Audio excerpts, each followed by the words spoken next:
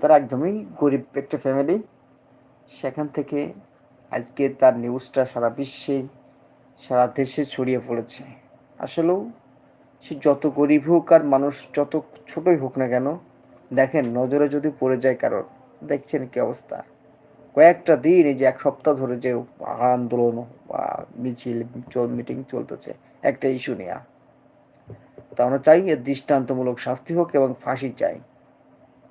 কারণ এরকম ধর্ষণ, এরকম অপ্রীতিকর ঘটনা যাতে আর কেউ ঘটাতে না পারে, মাননীয় সরকার এবং উপদেষ্টা মণ্ডলের কাছে আমার দৃষ্টি আকর্ষণ থাকবে এবং অনুরোধ, রিকোয়েস্ট যাই বলেন থাকবে যে আপনারা খালি আছি আর ধর্ষণ না, এইরকম শিশু বাচ্চারা যারা ধর্ষণ করবে প্রমাণিত হওয়া মাত্রই সাথে সাথে এদেরকে বিচার কার্যকর শুরু করতে হবে।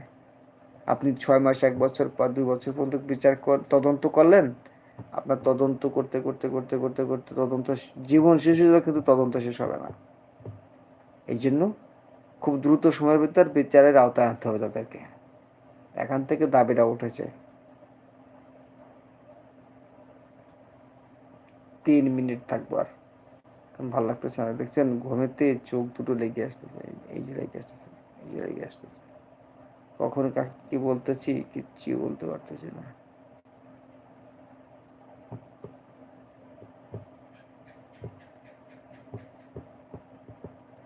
ঘুমও আসতেছে প্রচন্ড।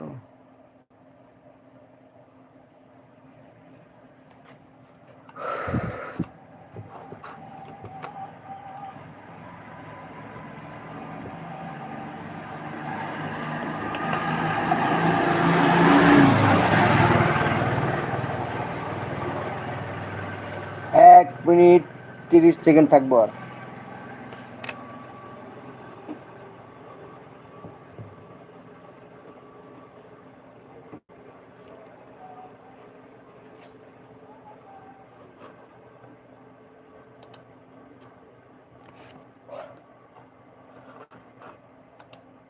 ধর্ষণের শিকার 8 বছরের শিশু, আবারও তার শারীরিক অবস্থার অবনতি হয়েছে।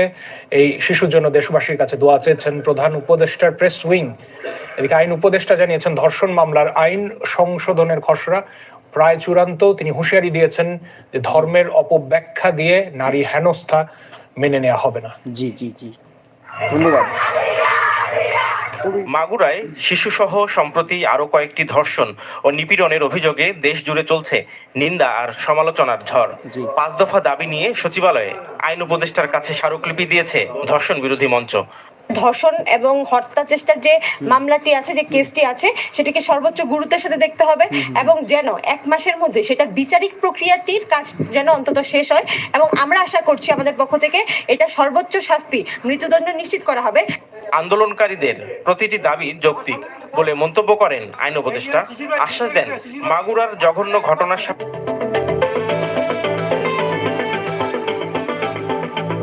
জড়িতদের সর্বোচ্চ শাস্তির নিশ্চিতের। আমরা ওনাদেরকে আশ্বস্ত করেছি।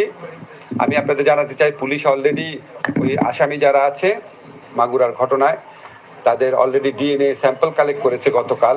কোনো রকম কাল বিলম্ব না করে দ্রুত এবং ন্যায় বিচার যেন করা হয়, সেই লক্ষ্যে আমাদের একটা বিশেষ নজরদারি থাকবে, এটা ওনাদের বলেছি। আইন উপদেষ্টা বলেন ধর্মের অপব্যাখ্যা দিয়ে নারী হেনস্থা কোনোভাবেই মেনে নেওয়া হবে না। জানান ধর্ষণ মামলার আইন সংশোধনের খসড়া প্রায় চূড়ান্ত। রাস্তাঘাটে আমাদের মেয়েরা যেন উত্ত্যক্ত না হয়, হয়রানির শিকার না হয়, সেরকম একটা কম্প্রিহেন্সিভ আইন করা, এটা একদম সিরিয়াসলি, একদম কথা দিয়েছি এটা সিরিয়াসলি চিন্তা করব। হাইকোর্টের যে আদেশ আছে সেই আদেশের অবলম্বনে আর একটু জোরালোভাবে আইনটা করার কথা চিন্তা করব, চেষ্টা করব। এদিকে সম্মিলিত সামরিক হাসপাতালে জীবন মৃত্যুর সন্ধিক্ষণে মাগুরার ধর্ষণের শিকার 8 বছরের শিশু। আগের দিন শারীরিক অবস্থার কিছুটা উন্নতি হলেও বুধবার ফের অবনতি ঘটেছে। ফরেন সার্ভিস একাডেমিতে আয়োজিত সংবাদ সম্মেলনে এ তথ্য জানিয়ে শিশুটির জন্য দেশবাসীর কাছে দোয়া চেয়েছেন প্রধান উপদেষ্টার প্রেস সচিব। আমাদের ডাক্তাররা, সিএমএইচ এর তারা প্রাণান্তর চেষ্টা করছেন। আমরা আপনাদের কাছে আমরা সবাই মিলে প্রার্থনা করি উনি সম্পূর্ণ সুস্থ হন। আমরা সবার কাছে তার জন্য দোয়া চাচ্ছি। নাফিউল ইসলাম লিংকন, চ্যানেল 24, ঢাকা। তো সুপ্রিয় দর্শক যেখানে দেখছেন ভালো থাকবেন, আমি এখন লাইভটি শেষ করতে চাই।